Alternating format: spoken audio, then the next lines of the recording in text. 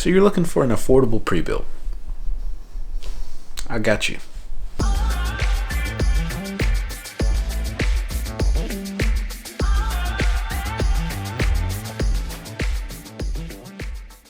Hey guys, it's Chris with Tech Vibe. Today we're going to be talking about a pre-built PC that I believe has the best value per dollar on the internet currently right now as far as pre-builds go. Now, a lot of you guys have tried to build your own PC. Typically, it used to be cheaper to do so, but in today's market, it is far more expensive, and trying to even get a hold of a GPU feels impossible. It's terrible. I sympathize with you guys, and today I want to try to help you guys find something that is as close as can be to that budget friendly price. Now, used to with building your own PC, you used to be able to hit that $500 mark and have a good PC that could still play good games. But with how GPU prices have gone, that's basically become non-existent. That's gone from $500 to like $1,000. It has been a terrible experience for so many people, and the market is just absolutely destroyed. But I'm going to be trying to show you guys a PC that I found that I believe will be a great choice for a lot of you that are trying to get into the PC space and you're not trying to spend a bunch of money to do it. So guys, here is that PC right now.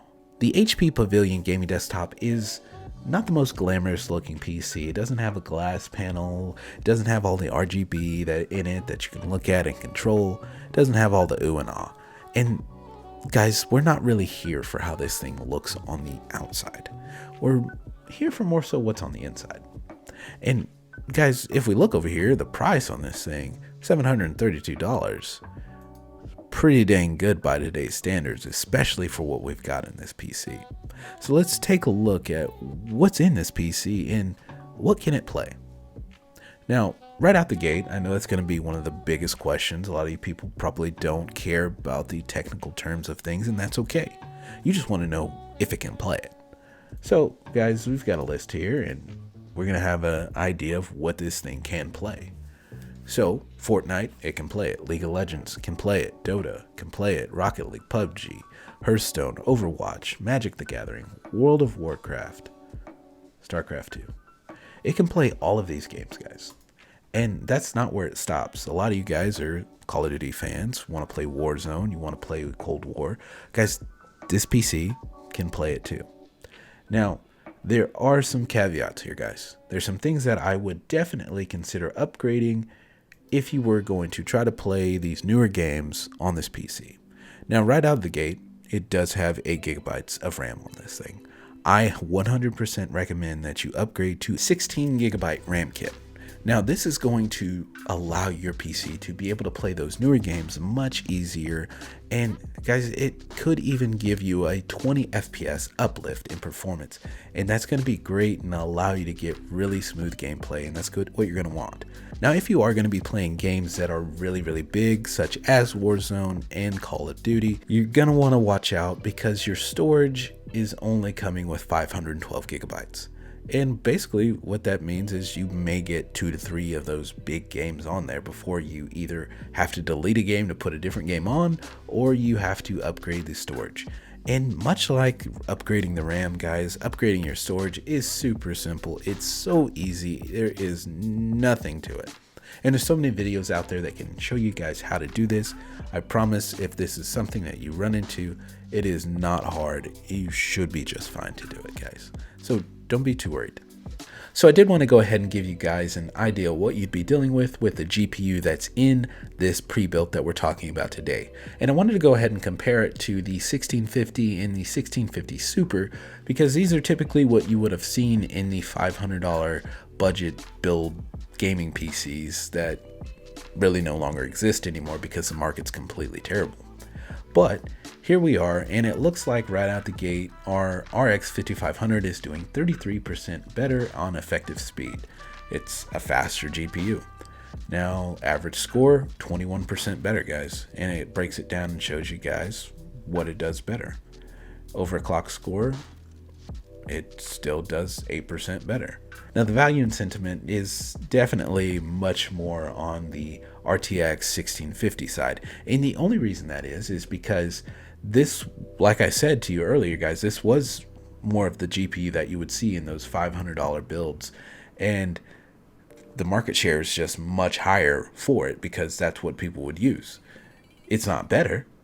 And this means in no way that this is better. The value is actually better on the RX 550, and we've seen that in the scores, in the performance.